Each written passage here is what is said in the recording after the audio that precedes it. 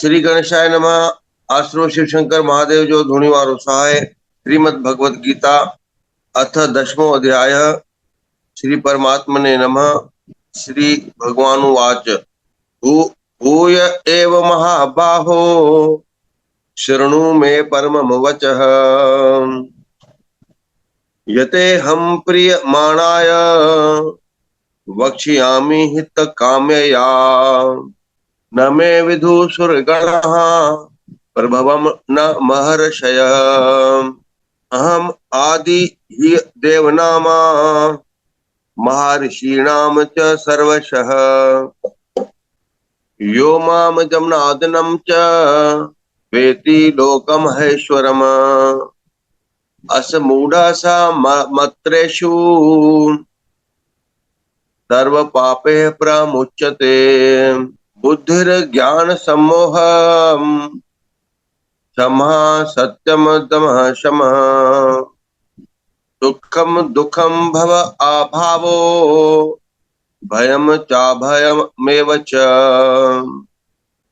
अहिंसा समता तुष्टि तपः दानम यश अयशः भवन्ति भावा भूतानां मत्त एव पृथग् विद्धा महर्षया सप्त पूर्वे चत्वारो मन्वस्तता मद्भावा मानसा जाता येषां लोक इमा प्रजाः एतां विभूतिं योगं च मम यो वेत्ति तत्त्वतः सो अविकेपन्मेन योगेन युज्यते नात्र संशयः अहं सर्वस्य प्रभवो मतः सर्वप्रवर्तते इति मत्वा भजन्ते मां बुधा भाव समन्वितः मच्चित्ता मतगत प्राणा बोधयन्तः परस्परं कथयन्तश्च मां नित्यं तुष्यन्ति च रमन्ति च तेषां सततयुक्तानां भजन्तां प्रीतिपूर्वकम् ददामि बुद्धि योगं तं येन मामुपयान्ति ते तेषाम् एव अनुकंपा अर्थम अहम अज्ञानजमतमः नाशमि आत्म भावस्तः ज्ञान दीपेन भावस्वत्वा ज्ञान दीपेन भावस्त्वा। ओम तत्सत ओम तत्सत। सदगुरुदेव के श्री चरणों में कोटि कोटि वंदन। क्योंकि आज एकादशी है तो साईं जी हमारे ठाकुर जी का श्रृंगार दर्शन कराना चाहते थे। जी जी, रमा एकादशी जी, स्वागत है। 10वां अध्याय जिसमें भगवान के ऐश्वर्य का वर्णन किया गया है, भगवान की विभूतियों का वर्णन किया गया है। तो भगवान पहले नंबर श्लोक से बताते हैं, श्री भगवान उवाच हे महाबाहो, फिर भी मेरे परम रहस्य और प्रभाव युक्त वचन को सुन, जिसे मैं तुम्हें अतिशय प्रेम रखने वाले के लिए हित की इच्छा से कहूंगा। अब भगवान दो कारण बता रहे हैं कि क्यों अर्जुन मैं तुम्हें ये ज्ञान प्रदान करना चाहता हूं।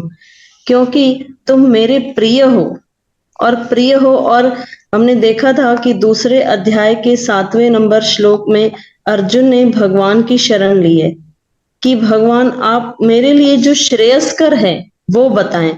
तो भगवान ने कहा क्योंकि तुम्हारे कल्याण के लिए, तुम्हारे हित के लिए मैं तुम्हें ये बताना चाहता हूं। तो अब भगवान अपने ऐश्वर्य का दर्शन इस अध्याय में प्रारंभ करेंगे। मेरी उत्पत्ति को अर्थात लीला से प्रकट होने को न देवता लोग जानते हैं और न महर्षि जन ही जानते हैं, क्योंकि मैं सब प्रकार से देवताओं का और महर्षियों का भी आदि कारण हूँ। भगवान कह रहे हैं कि मेरी विभूति यानी मेरे ऐश्वर्य को कोई नहीं जानता, यहाँ तक कि देवी देवता भी नहीं जान सकते। क्यों नहीं जानते? क्योंकि उनका आदि भी कौन है? मैं हूं। जैसे पिता दावा कर सकता है कि मैं अपने पुत्र को पूर्ण रूप से जानता हूं, लेकिन पुत्र ये कभी दावा नहीं कर सकता कि वो अपने पिता को पूर्ण रूप से जानता है। तो इसीलिए यहाँ पर भगवान कह रहे हैं कि उन देवता गण का भी आदि कौन है? मैं हूं। जो मुझको अजन्मा अर्थात वास्तव में जन्म रहित अनादि और लोकों का महान ईश्वर तत्व से जानता है, वह मनुष्यों में ज्ञानवान पुरुष संपूर्ण पापों से मुक्त हो जाता है। तो पापों से कौन मुक्त होगा? तीसरे नंबर श्लोक में भगवान कह रहे हैं कि वही पापों से मुक्त हो सकता है जो जानता है कि सर्व कारण कारणम। हमने कहा था ना, जो ब्रह्मा जी बार बार बताते हैं, ईश्वर परम कृष्ण अनादिरादिर गोविंद सर्व कारण कारणम, सब कारणों का कारण अनादि कौन है? मैं हूं। तो जो मुझे तत्व से जानता है वही ज्ञानी है और वही मोक्ष को प्राप्त कर सकता है, पापों से मुक्त हो सकता है। आगे भगवान चौथे और पांचवें नंबर श्लोक में अपनी ऐश्वर्य का वर्णन, कहाँ कहाँ मेरा अनुभव है, कौन सी डिवाइन क्वालिटीज जो हमारे अंदर भी हैं, कहाँ से आई हैं? भगवान से उत्पन्न हुई हैं, अच्छी तरह से उत्पन्न हुई हैं। ये जो भी हमारे अंदर क्वालिटीज हैं, ये कहाँ से आ रही हैं? ये भगवान की, क्योंकि हम क्या, भगवान ने कहा ना, ममे वांशो जीवलोके, हम किसके अंश हैं? उस भगवान के अंश हैं। इसीलिए जो डिवाइन क्वालिटीज हमारे अंदर हैं वो कहाँ से आ रही हैं? जैसे माँ के अंदर हम ममता देखते हैं, है ना, माँ निष्काम भाव से अपने बच्चों की पालन पोषण करती है, कुछ नहीं चाहती है, बच्चे कितने भी बड़े हो जाएं, कितने भी नालायक क्यों ना हो, लेकिन फिर भी माँ के प्रेम में कोई बदलाव नहीं आता। तो ये उस भगवान के अंदर जो अपने इस पूरे जीवों के प्रति वो ममत्व भाव है, वो जो माँ के अंदर प्रकट हो रहा है, वो भी किसका अंश है? भगवान की विभूति का अंश है, उसके ऐश्वर्य का अंश है। तो ये माँ के अंदर जो निस्वार्थ प्रेम है अपने बच्चों के लिए, ये भी कहाँ से आया? ये तो एक अंश मात्र देखते हैं हम। तो सोचो भगवान कितने दयालु होंगे, कितने करुणामय होंगे। पिछले श्लोकों में शायद हमने देखा ना कि 9वें अध्याय में भगवान बता रहे हैं कि चाहे तुमने कितने भी कोई किसी ने पाप किए हों, लेकिन अगर वो मेरी शरण में आ जाता है और अगर वो पश्चाताप करता है और सिंसियरली चेंज होने की एक प्रॉमिस करता है कि हाँ अब मैं सिंसियरली चेंज करूंगा अपने आप को, तो मैं उसे माफ कर देता हूं, है ना। तो भगवान सब भूलने को तैयार है, हमने जितने पाप किए। आगे भगवान कहेंगे अर्जुन से अल्टीमेट कंक्लूजन कि तुम मेरी शरण में आ जाओ, सर्व धर्मान परित्यजे मामेकम शरणम व्रज अहम त्वाम सर्व पापेभ्यो मोक्षयिष्यामि मा शुच, मैं तुम्हें सारे पापों से मुक्त कर दूंगा। तो क्या क्या वर्णन कर रहे हैं भगवान? निश्चय करने की शक्ति, यथार्थ ज्ञान, है ना। असमूढ़ता मतलब जो मूढ़ है वो कौन है? मूर्ख। और असमूढ़ता मतलब जो ज्ञानी है, जिन्होंने ये जान लिया है तत्व से कि भगवान कौन है। क्षमा, है ना, दूसरों को माफ करने की जो शक्ति है, क्षमा। सत्य, इंद्रियों को वश में करना, दमन मतलब इंद्रियों को वश में करना। मन निग्रह तथा सुख दुख, यानी सुख भी मैं हूं तो दुख भी मैं हूं, उत्पत्ति भी मैं हूं तो प्रलय भी मैं हूं, और भय मैं हूं तो अभय भी मैं हूं। अहिंसा, समता, संतोष, तप, दान, कीर्ति और अपकीर्ति, ऐसे ये प्राणियों के नाना प्रकार के भाव मुझसे ही उत्पन्न होते हैं। तो ये सब कहाँ से आ रहा है? भगवान शॉर्ट में, पहले तो बहुत ही शॉर्ट में बता रहे हैं, फिर और जब अर्जुन प्रश्न करेंगे तब भगवान और डिटेल में इसे बताएंगे अपने ऐश्वर्य को। यहाँ तक कि हमने 7वें अध्याय में भी इसका अंश मात्र हमने श्रवण किया है कि जल का स्वाद मैं हूं, अग्नि में प्रकाश मैं हूं, मनुष्यों में सामर्थ्य मैं हूं। ये सब पहले भी भगवान अपनी विभूतियों का दर्शन हमें करवा चुके हैं संक्षिप्त रूप से। आगे भगवान कहते हैं 7 महर्षि जन, 4 उनमें से पूर्व होने वाले सनकादि, है ना। देखो भगवान की नाभि कमल से ब्रह्मा जी उत्पन्न हुए, फिर ब्रह्मा जी से जब सृष्टि हुई तो पहले कौन हुए? सनकादि ऋषि, सनक, सनंदन, सनातन, संत कुमार तथा स्वयंभू आदि 14 मनु, ये मुझ में भाव वाले सब के सब मेरे संकल्प से उत्पन्न हुए हैं, जिनकी संसार में यह संपूर्ण प्रजा है ना। हम मनु के अंश में आते हैं, मनु और शत्रुपा। इसको भागवत में बहुत ही डिटेल में एक्सप्लेन किया भी गया हुआ है। जो पुरुष मेरी इस परमेश्वर ऐश्वर्य रूपी विभूति को और योग शक्ति को तत्व से जानता है, वह निश्चल भक्ति योग से युक्त हो जाता है। इसमें कोई भी संशय नहीं है, कुछ भी संशय नहीं है। अगर जिसने इस तत्वों को जान लिया कि इन सब विभूतियों में कौन बैठा है, मेरा परमात्मा बैठा है, उस योग शक्ति को जो तत्व से जान लेता है, वो फिर क्या हो जाता है, भक्ति युक्त हो जाता है। आगे भगवान और डिटेल में बता रहे हैं भक्तों के लक्षण कैसे होते हैं। ड्राई बुद्धि नहीं होती है, भक्ति भाव से युक्त है, शुद्ध श्रद्धा से युक्त है। जो श्रद्धा से युक्त भक्ति है, ये बुद्धि है, वही मुझे समझ सकती है। जो अहंकारी रूपी बुद्धि है, वो भगवान को कभी नहीं समझ सकती।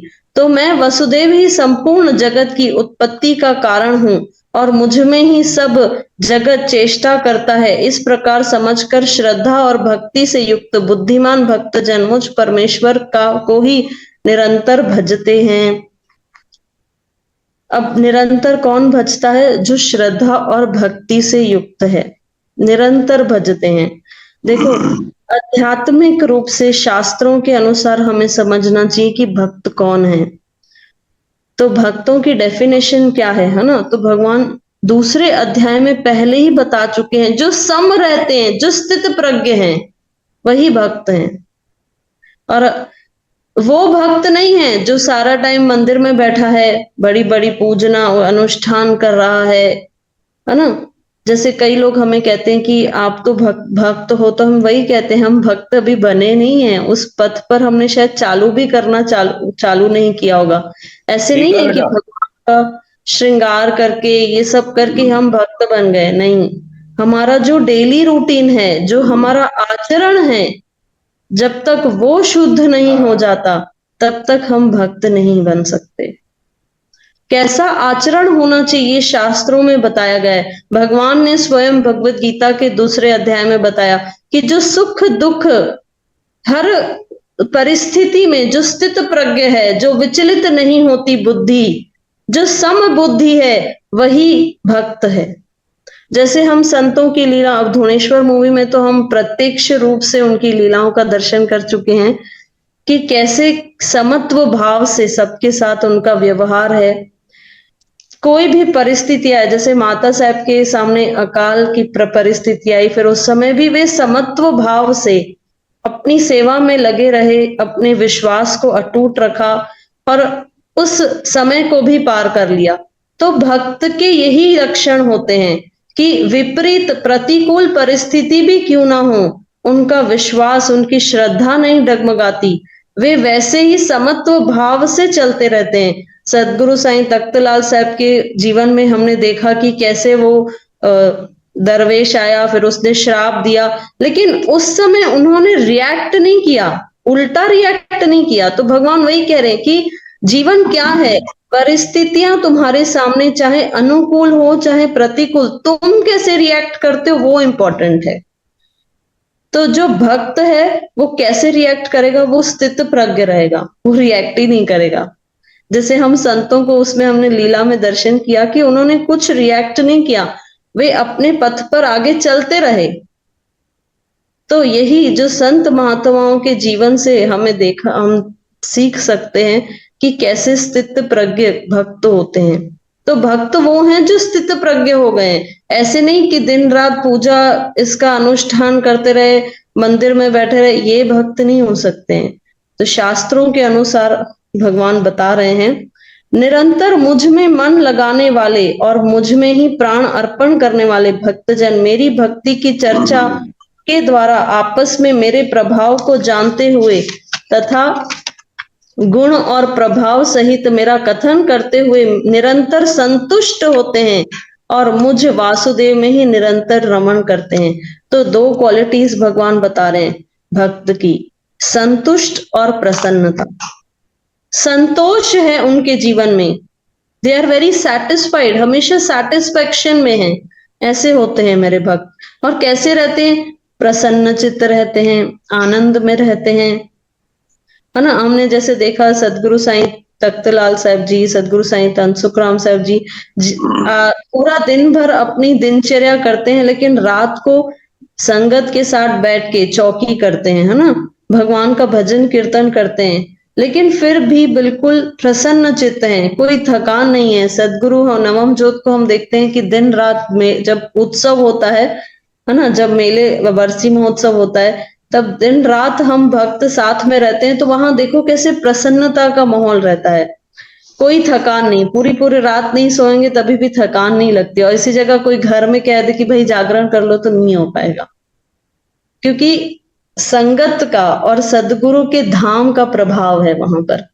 तो इसीलिए भगवान कह रहे हैं जो संतुष्ट है, और हम क्या करते हैं, टिप्पणी करते रहते हैं, आज परिस्थिति ऐसी है, ये व्यक्ति ऐसा है, इसने मेरे साथ ऐसा किया, आज मेरे साथ ये हुआ।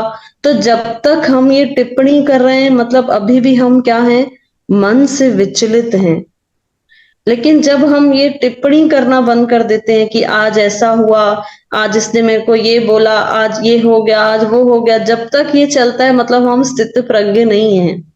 और जैसे ही हम संतुष्ट हो जाते हैं और एक्सेप्टेबल हो जाते हैं कि हाँ ये जो हो रहा है ये परमात्मा की इच्छा से हो रहा है, तब ये स्थित प्रज्ञ, ये स्थिति आनी चाहिए कि संतुष्ट हो, संतोष में रहता है और हमेशा प्रसन्न रहता है। ये दो लक्षण बताए भगवान ने।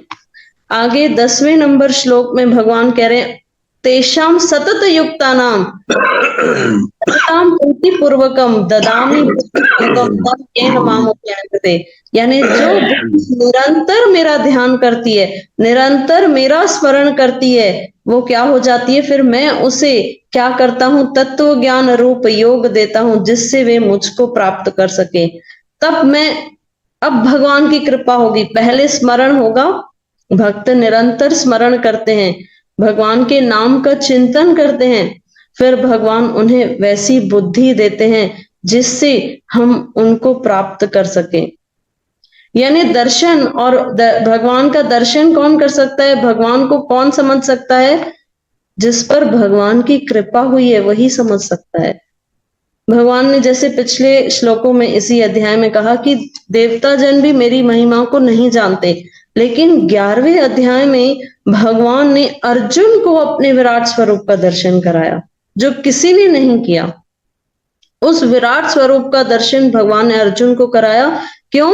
क्योंकि अर्जुन भगवान का परम भक्त है और भगवान की कृपा हो गई, तब भगवान ने अपने उस विराट स्वरूप का दर्शन कराया। तो हम जब निरंतर स्मरण करेंगे, दिन रात जब हम उस नाम का स्मरण करते रहेंगे, तब जाके फिर भगवान हमें वो बुद्धि प्रदान करेंगे कि जिससे हम उन्हें समझ सके और फिर अंतिम समय में उन्हें प्राप्त कर सकें।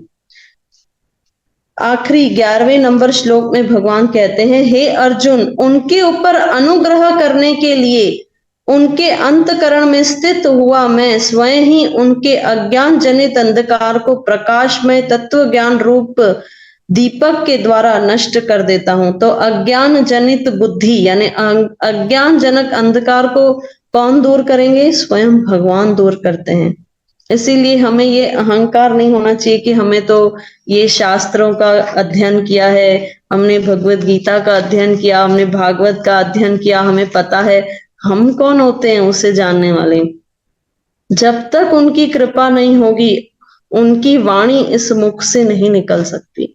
तो ये कृपा है, जब भगवान की कृपा हो जाती है तब ये वाणी फिर भगवान के विषय में बोलना प्रारंभ करती है। ऐसे नहीं है कि अहंकार से बैठ गए, पूरा ज्ञान है और फिर बोल दिए, नहीं, इसमें भी भगवान की कृपा है। जब सदगुरुदेव चाहेंगे तब आपके मुख से वो 4 वचन निकलते हैं। उनकी कृपा के बिना तो हमें इस भगवान के ऐश्वर्यमय दर्शन तो हम कर ही रहे हैं, लेकिन हमें ये भी समझना चाहिए कि जब तक भगवान की कृपा नहीं होगी, हम अपनी इस अल्प बुद्धि से उन्हें नहीं समझ सकते। तो आगे भगवान अर्जुन को इसीलिए कहते हैं गुड़ाकेश। गुड़ाकेश का अर्थ क्या होता है? एक तो अर्थ ये है कि जिसने अपनी निद्रा पर विजय प्राप्त कर ली हो, लेकिन एक और, निद्रा क्योंकि तमोगुण का प्रतीक है, तो जिसने तमोगुण यानी अज्ञानता पर विजय प्राप्त कर ली हो, वो ही मेरे इस ऐश्वर्य को समझ सकता है। और अर्जुन वही था। अर्जुन ने अपनी अज्ञानता पर विजय प्राप्त कर ली थी, इसीलिए अर्जुन भगवान के इस ऐश्वर्यमयी दर्शन करने के लिए तैयार हैं। तो हमें भी बड़ा ही अवेयर होके, अलर्ट होके भगवान के इस दिव्य ऐश्वर्यमयी स्वरूप का दर्शन करना है, जो हम आगे करेंगे सदगुरु की कृपा से। अब आगे संतों के श्री चरणों में निवेदन है कि वे आगे इन श्लोकों की व्याख्या करें। जय सदाराम। ऐश्वर्य योग, जंहिंखे विभूति योग भी चयो वियो आहे, परमात्मा जो ऐश्वर्य यानी उनजो वॾो सामर्थ्य, सुंदर स्वरूप ऐं सर्वव्यापकता सभिनी में हू व्याप्त आहे, छो जो उहो ई आदि आहे, उन ही सॼी रचना कई आहे। ही सृष्टि ही जगत ऐं आदि खां वठी, जीअं त व्याख्या आई कि सनक सनातन सन, ये चारई ब्रह्मा जी, वरी हिननि जा चारई मानस पुत्र, सप्त ऋषि, मनु इत्यादि सब परमात्मा जी रचना आहे, जातो सृष्टि आरंभ थी आहे। इतां आरंभ थी आहे भगवान जी ऐश्वर्यता। अच्छा, ॿियो इन्ही जो ई नालो आहे विभूति। विभूति जो भी अर्थ उहो ई थींदो आहे त इन सां असां जोड़ींदासीं कि विभूति मां ही भभूति निकिती आहे। विभूति यानी जेका सदाई सुखकारी आहे, मंगलकारी आहे, आनंद ॾींदड़ आहे, उन्ही मां ही परमात्मा जे आदि स्वरूप शिव भगवान मां भभूति जो प्रसाद सॼे जगत खे प्राप्त थियो आहे। ऐं उन्ही शिव सदाराम मां वो पाण खे भभूति रूपी धूणी भी प्राप्त थी आहे। बोलो धुणेश्वर महादेव जी जय। जय हो, जय हो। इन्हनि खे अध्याव चयो वियो आहे। अध्याव जो अध्ययन कबो आहे, माना पढ़बो न आहे, अध्ययन कबो आहे। पढ़ी त असां बि वियासीं, कोई भी पढ़ी वेंदो, पर उनखे सम्झण खे ई अध्ययन चयो वियो आहे, अध्याव चयो वियो आहे। पाठ अलॻि शइ आहे, पढ़ण भी अलॻि शइ आहे, ॿुधण भी अलॻि शइ आहे, पर अध्याव सां ही उहो धन्य थींदो आहे, उनजी ध्यान शक्ति वधंदी आहे। अगरि पाण जो ॿियो स्वरूप ॾिसूं, अध्याव जो अध्ययन करे करे ही कोई धन्य थींदो आहे, पढ़ी करे न। अध्याव जो अध्ययन करे ही कोई धन्य थींदो आहे। स्व अध्याय सां ही स्व खे ॼाणंदो आहे, पाण खे सम्झंदो आहे, पंहिंजे मंजिल खे सम्झंदो आहे। तंहिं करे अध्याव जो अध्ययन करणु खपे ऐं पाण पढ़णु खपे, स्व अध्याय करणु खपे, तॾहिं जीवन धन्य थींदो आहे। त प्यारी संगत, इन्ही दशम अध्याय जे 11 श्लोकनि में भगवान पंहिंजी विभूति खे ऐं पंहिंजे सर्वव्यापकता खे, पंहिंजी महिमा खे धीरे धीरे ॿुधाए थो पियो कि हर भाव, जीअं कि इन में 10 भावनि जी भी व्याख्या कई, उहे 10 भाव भी मुंहिंजा ही इंसान जे मन में, आत्मा में विधल आहिनि। बुद्धि, ज्ञान, क्षमा, सत्य, दम, शम, सुख, दुख, भय, अभय, समता, संतोष, क्षमा, दान इत्यादि। तो भगवान अहिड़े रूप सां उनखे समझाए थो पियो कि तंहिं करे तूं सिर्फ़ मुंहिंजी ही भक्ति कर, मूं में ही रमजी वञ, मुंहिंजो ही वरण कर, ऐं जंहिं महिल तूं मूंखे सम्झी वेंदे त पोइ तो में मां अची वेंदुमि। जंहिं महिल तूं मूंखे सम्झी वेंदे ऐं मूं ॾे ही ध्यानु कंदे, मुंहिंजी भक्ति कंदे, त तो में मां अची वेंदुमि, पोइ तोखे कुझु करण जी ज़रूरत न पवंदी। तंहिं करे सचे भक्त खे भगवान खे छॾे करे कंहिं भी पासे ध्यानु न ॾियणु खपे। उनजा कर्तव्य, उनजा कर्म, उनजा ज्ञान, उनजा ध्यान सभु कुझु भगवान में ही हुअणु खपेनि। कमल जे गुल वांगुरु जल में आहे, पर उन सां लिप्त कान्हे। संसार में आहियूं, घर गृहस्थी में आहियूं, कारोबार में आहियूं, पर असां भगवान जा आहियूं, भगवान जे अलावा ॿियो कंहिंजा भी कान आहियूं। असां जेको भी कुझु करूं था पिया, उन्ही परमात्मा जी कृपा सां करूं था पिया। उन्ही जे पारां ॾिनल हिन शरीर खे धन्य करण जे लाइ, इन्ही शरीर जे माध्यम सां भक्ति, परोपकार इत्यादि रचना करण जे लाइ ही असां सभु कुझु करे रहिया आहियूं। असांखे ॿियो कुझु भी न खपे। कबीर साहिब जो हिकु दोहो ईंदो आहे, परवाना भेजिया देख कबीरा रोए, क्या करूं तेरी वैकुंठ को जित साथ संगत न होए। सिर्फ भक्ति ही खपे, भक्ति ही खपे, उनजे अलावा ॿियो कुझु न खपे। न मोक्ष खपे, न वैकुंठ खपे, न सुख खपे, मूंखे भक्ति खपे।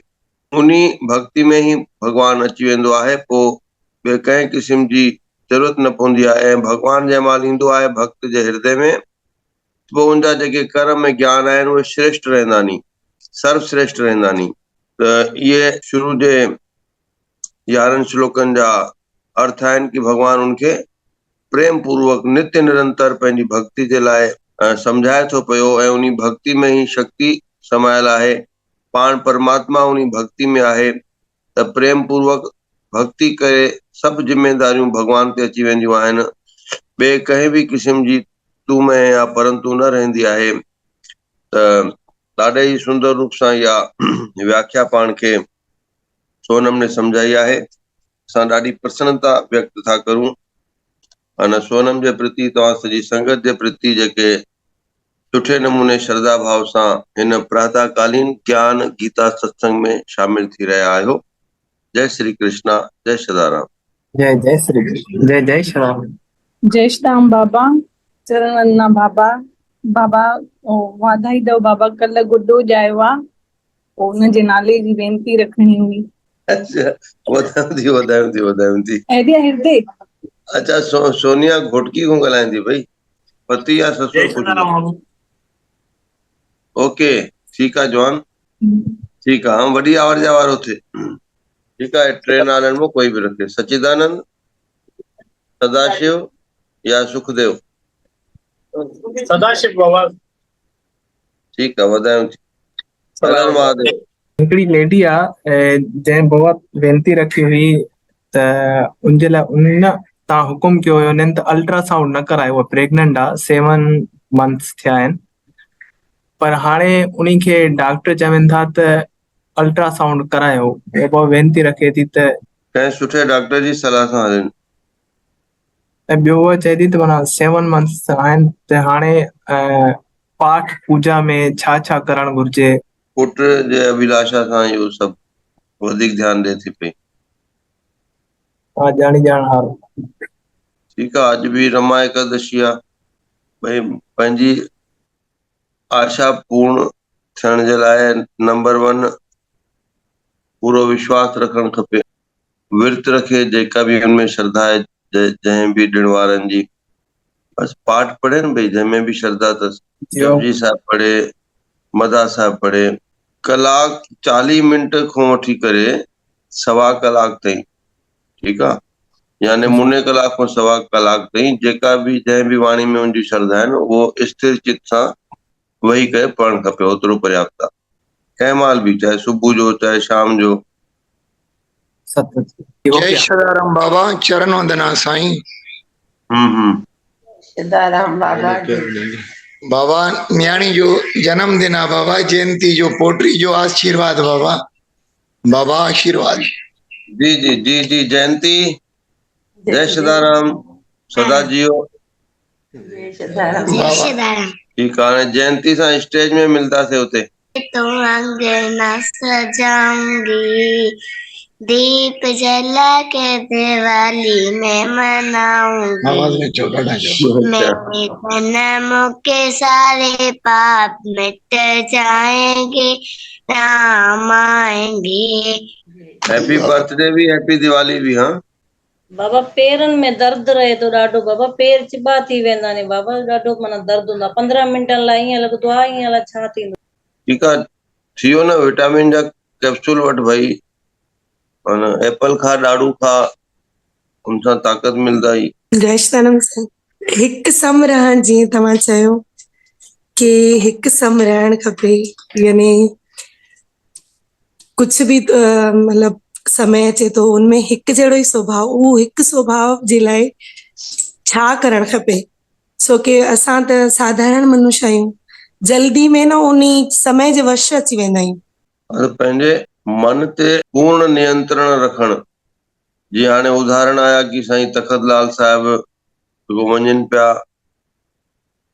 वलूशहर, सत्संग करण तॾहिं बि कहिड़ी वॾी आपदा अची वई, या जीअं युद्ध जो मैदान आहे इहो, जिथां गीता जो ज्ञान प्रकट थियो आहे, त इन में चौथे पंजे श्लोक में आया हुया न, 20 किस्म जा भाव इंसान जे मन में उत्पन्न थींदा रहंदा नी, त धीरे धीरे करे उन भावनि ते भावनाउनि ते नियंत्रण करण सां ई उहो इंसान सम रही सघंदो आहे, विचलित न थींदो। त वॾो अभ्यास लॻंदो आहे, इहो त साधु पुरुषनि जो कमु आहे। आम घर गृहस्थी वारनि खे त अनेक प्रकारनि जा सुठा ख़राब अनुभव डेली न, कोई ईअं बि न आहे कोई हफ़्ते या 15 ॾींहं में कुझु थींदो आहे, पर सम रहन यानी हर परिस्थिति में प्रसन्न रहन। सिर्फ़ न बाह्य रूप सां मन चेहरे ते बि प्रसन्नता हुजे न, त पोइ जेका प्रकृति आहे, इंसान जे चेहरे जी प्रसन्नता खे बि प्रकृति अची करे साथ ॾींदी आहे। पोइ जेका बि सिचुएशन आहे न, उहा पंहिंजे फेवर में थी वेंदी आहे, ऐं ईअं ई थींदो आहे। पर प्रकृति जे ऐं परिस्थिति जे वस न थी करे पंहिंजे पाण में प्रसन्न रहण सां पोइ उहा प्रकृति ऐं परिस्थिति बि पंहिंजे फेवर में थी वेंदी आहे। ऐं इन्ही ॻाल्हि जे लाइ अभ्यासी थियणो पवंदो आहे, यानी पंहिंजे मन खे कंट्रोल में करणो पवंदो आहे। शांत भाव रहण सां निश्चित रूप सां कुझु बि हुजे न, पंहिंजे फेवर में थी वेंदो। बस इहो ई आहे। जय सदाराम। जय श्रीराम। ओम सर्वे भवन्तु सुखिनः, सर्वे सन्तु निरामया, सर्वे भद्राणि पश्यन्तु, मा कश्चित् दुःख भाग् भवेत्। ओम पूर्णमदः पूर्णमिदं पूर्णात् पूर्णमुदच्यते, पूर्णस्य पूर्णमादाय पूर्णमेवावशिष्यते। ओम शांति शांति शांति। ओम।